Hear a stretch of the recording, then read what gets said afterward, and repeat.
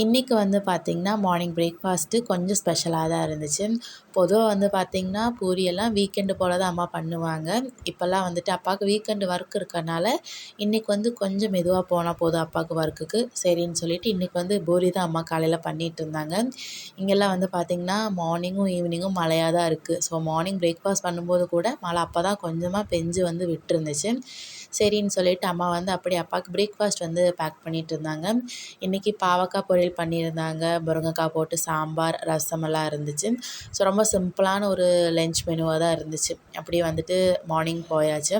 Evening போல் வந்து பார்த்திங்கன்னா அப்படியே சும்மா இருக்கமேன்னு சொல்லிட்டு கேசரி தான் பண்ணியிருந்தோம். போன வாட்டி வந்து பார்த்திங்கன்னா எல்லோ கலர் ஃபுட் கலர் போட்டிருந்தோம், இந்த வாட்டி ரெட் கலரு.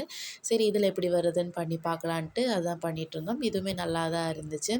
போன வாட்டி வந்து பார்த்திங்கன்னா நான் வந்து ரவையை கொட்டி கொஞ்சம் கட்டி கட்டி ஆயிடுச்சு. இந்த தடவை வந்துட்டு நல்லா சூப்பராக வந்து கொட்டி பண்ணிகிட்ருந்தோம். ஸோ ஈவினிங் போல் கேசரி பண்ணிவிட்டு அப்படி டின்னருக்கு வந்து பார்த்திங்கன்னா அம்மா தோசையும் பண்ணி கொடுத்தாங்க. ஸோ இன்றைக்கான ஈவினிங் இப்படி தான் போச்சு. நம்ம நாளைக்கு ஒரு மினி விலாகில் வந்து பார்க்கலாம். அது வரைக்கும் பாய் பாய்.